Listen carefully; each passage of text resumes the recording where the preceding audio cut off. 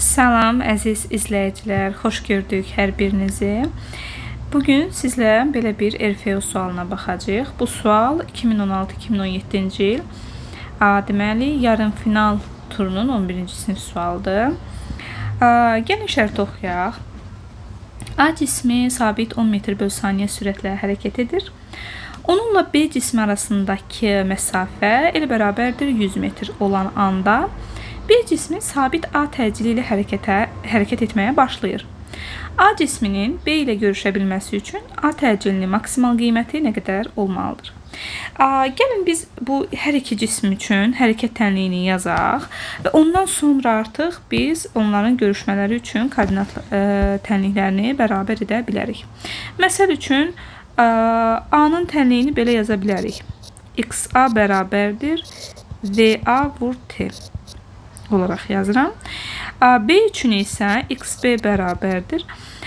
Bunun başlanğıc koordinatı olaraq nə götürəcəm? Deməli, əgər mən qəbul etsəm ki, A tutaq ki, bu nöqtədədir, B isə ondan 100 metr irəlidədir. Onda tutaq ki, A-nın başlanğıc koordinatını tutaq ki, 0 götürmüşəmsə, onda B-nin başlanğıc koordinatı olaraq mən 100 götürəcəm. Aydındırmı?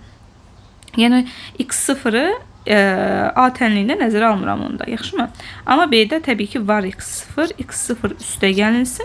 Başlanğıc sürəti burada 0 qəbul edirəm. Niyə görə? Çünki mənə deyir ki, hərəkətə başlayıb.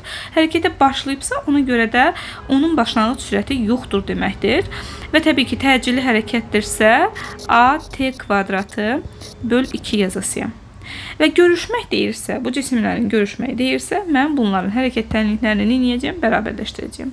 Deməli, XA bərabərdir XB tənliyini yazıram və VAT bərabərdir X0 üstəgəl AT kvadratı böl 2. Daha sonra hər bir veriləni yerinə qoya bilərik artıq.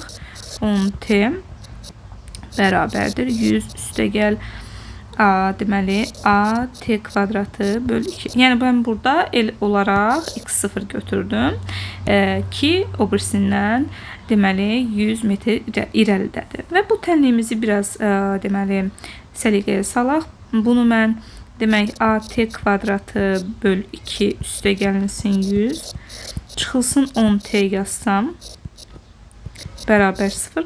Biraz da dəyişiklik yaparaq bunun üzərində hər tərəfi 2-yə vuraq və 10T-ni ikinci hədd eləyərək yazaq.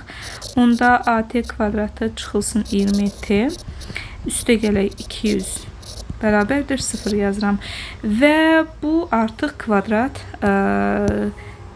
tənlik oldu. Mən bu kvadrat tənliyin deməli diskriminantını 0-a bərabər etsəm, tənliyin yalnız bir kökü, bir həlli olacaqdır. Bu nə deməkdir? Bu deməkdir ki, cisimlərin görüşdüyü anda A təcilinin maksimal qiyməti olur.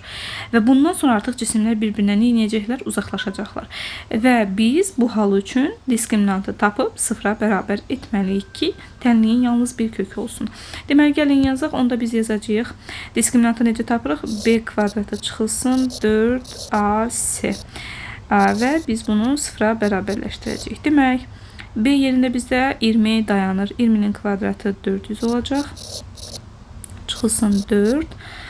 Bizdə deməli, A yerində elə A dayanır, təcil dayanır. C yerində də 200 dayanır. Bərabər 0.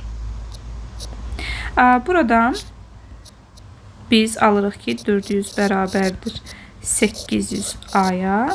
Buradan A bərabərdir 400'ü bölürəm 800'ə alınır 0,5 A metr bölünsün saniyə kvadratı. Siz bunu demək qrafik çəkərək də eynən göstərə bilərsiniz ki, doğrudan da bəli bunlar bir anda görüşürlər təcili maksimal qiymətlə və ondan sonra artıq onlar bir-birindən uzaqlaşırlar.